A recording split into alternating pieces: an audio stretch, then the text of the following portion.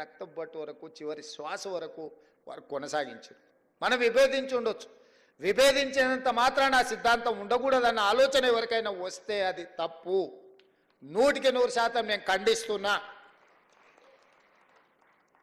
విభేదించిన సిద్ధాంతాన్ని కూడా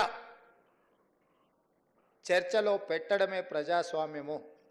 ఈరోజు చట్టసభలల్లో అన్ని రాజకీయ పార్టీలతో పాటు అన్ని రకాల సిద్ధాంతాలకు సంబంధించిన వ్యక్తుల ప్రాతినిధ్యాన్ని డాక్టర్ బాబాసాహెబ్ అంబేద్కర్ గారు అనుమతి ఇచ్చిండ్రు అని అంటే ఆ స్ఫూర్తితో ముందుకు వెళ్ళాలి.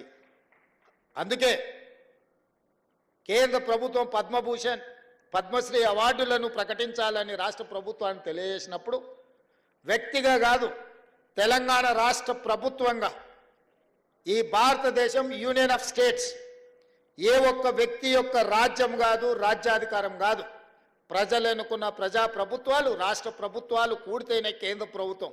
రాష్ట్రాలుగా ఎవరికి వాళ్ళం విడిపోతే కేంద్రం అనేది మిథ్య, కేంద్ర ప్రభుత్వం అనేది మిథ్య. ఆ వ్యక్తులు గుర్తుపెట్టుకోవాలి.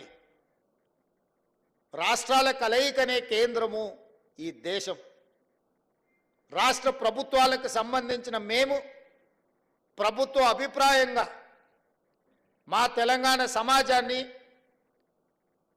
ప్రజలను స్ఫూర్తిని అందించి గొప్ప ఆదర్శంగా నిలబడ్డ వ్యక్తులకు అందించే పద్మభూషణ్, పద్మశ్రీ అవార్డు ఇవ్వవలసిందే. దానికి ముందు వరుసలో ఉండేవాడు గద్దరన్న, వారితో పాటు చుక్కా రామయ్య గారిని, అందశ్రీని, మిత్రుడు గోరెట వెంకన్నను, జయతీర్ తిరుమలరావు గారి పేర్లు నేను ప్రతిపాదించిన. ఇందులో ఏ ఒక్కరూ మా పార్టీ కార్యకర్త కాదు, నాయకుడు కాదు, కాంగ్రెస్ పార్టీ సంబంధం లేనోళ్ళు. మిత్రుడు గోరెట వెంకన్న ఇప్పుడే చెప్పాడు, నాకు కొంచెం ముఖ్యమంత్రి గారిని చూస్తే ఏందో ఈ వేదిక మీద ఉన్నా ఉండకపోయినా ఎట్లా. 14 నెలల్లో ఏ రోజు కూడా గోరెట వెంకన్న వచ్చి నన్ను అడిగింది లేదు, నన్ను కలిసింది లేదు. అయినా వారి సమాజానికి అందించిన సేవల్ని దృష్టిలో పెట్టుకొని వారికి కూడా తెలియదు నేను లేఖ రాసిన సంగతి. నాకు తెలిసి పత్రికలలోనే మాట్లాడినప్పుడే వారికి ఏదైనా ఐడియా వచ్చిండదు. వారికి సమాచారం కూడా ఇవ్వలేను. నేను నా బాధ్యతగా భావించిన, నాతోని విభేదించినా సరే లేదా సమాజం కోసం వాళ్ళు నాతోని విభేదించినా ఇంకోరితో విభేదించినా అనే దానికంటే 4 కోట్ల తెలంగాణ ప్రజలతో వాళ్ళు ఉన్నారు. ఆ ప్రజలతో మమేకమైన వాళ్ళను గుర్తించాలి, వాళ్ళని గౌరవించాలన్నదే ఆలోచన. నాతో ఉంటేనే ఇస్తాం, నాతో లేకపోతే ఇవ్వమనే విధానం మంచిది కాదు అని బలంగా నమ్మి వాళ్ళ పేర్లు ప్రతిపాదించిన. నేను ఈరోజు ఇక్కడికి వచ్చిన గద్దరన్న అభిమానులను వేదిక మీద ఉన్న పెద్దలు నేను అడుగుతున్నా, నేను ప్రతిపాదించిన గద్దరన్న కావచ్చు, చుక్కా రామయ్య గారు కావచ్చు, లేకపోతే అందశ్రీ గారు కావచ్చు, జయ జయ హే తెలంగాణ అందించిన అందశ్రీ గారు కావచ్చు, గోరెట వెంకన్న కావచ్చు, జయధీర్ తిరుమలరావు గారు కావచ్చు, ఎవరు ఎందులో తక్కువ అని నేను అడుగుతున్నా. పక్క రాష్ట్రంలో 5 మందికి ఇచ్చిండ్రు.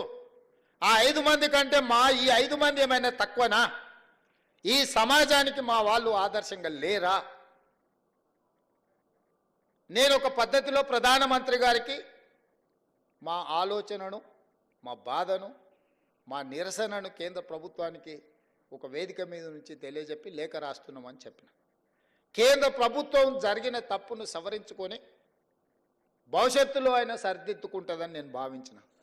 కానీ దురదృష్టవశాత్తు కేంద్రంలో మంత్రిగా ఉండే వ్యక్తులే మేము ఇవ్వం గద్దరన్నకు మేము ఎలాంటి గౌరవించము అని మాట్లాడితే నేను ఒక్క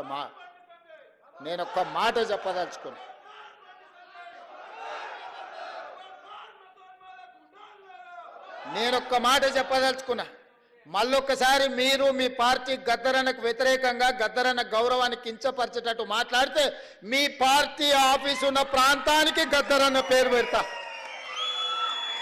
నీ పార్టీ కార్యాలయం అడ్రస్ రాసుకోవాలంటే గద్దరన్న గల్లీ అని రాసుకునేటట్టు చేస్తా బిడ్డ మిమ్మల్ని. మీరు అనుకోవచ్చు ఏం చేస్తాడు ముఖ్యమంత్రి, అవార్డులు మా దగ్గర ఉన్నాయి కదా, పద్మభూషణ్ పద్మశ్రీ ఇచ్చేది మేం కదా అనుకుంటున్నావు. కానీ నీ పార్టీ ఆఫీసు గద్దరన్న రాష్ట్రంలో ఉంది, ఆ సంగతి మర్చిపోవద్దు. నీ పార్టీ ఆఫీసు ఉన్న ప్రాంతానికి, ఆ కాలనీకే గద్దరన్న పేరు పెడితే అప్పుడు ఎవరు పేరు రాసుకుంటావు?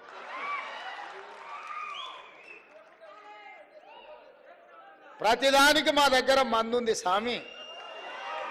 ఇంతకు ముందు ఆయన కూడా గిట్లనే నీలిగిండు. గద్దరన్నని గేటు బయట కూసబెట్టిండు. ఏమైంది? గేటు బయట కూసబెట్టిన ఆయన లోపల ఉన్నాయన గద్దె మీద కూర్చున్నాయన గొప్ప అనుకున్నాడు. కానీ చూస్తుంటేనే ఆయన గద్దె కూలింది, గేట్లు బద్దలైనాయి. గద్దరన్న వారసులు లోపలుండ్రు. గద్దరన్నని గేటు బయట కూర్చోబెట్టినోడు ఇవాళ గేటు దగ్గర కూర్చొని ఎవరన్నా వస్తారా అని వాళ్ళకరిస్తాడని ఎదురు చూస్తున్నాడు చకోర పక్షిలాగా. గాయనకే గంతగతి పడితే నీకెంత పడుతుంది స్వామి? నువ్వు అర్థం చేసుకో. నువ్వేమి ఇయ్యకు, నిన్ను ఇయ్యవని ఇంకా అడగను. నువ్వు ఇయ్యనందుకు నిరసన తెలుపుతా. ఎట్లయితే గద్దరన్నని గేటు బయట కూర్చోబెట్టినోనికి పట్టిన గతి ఉందో వచ్చే ఎన్నికల్లో నీకు గదే గతి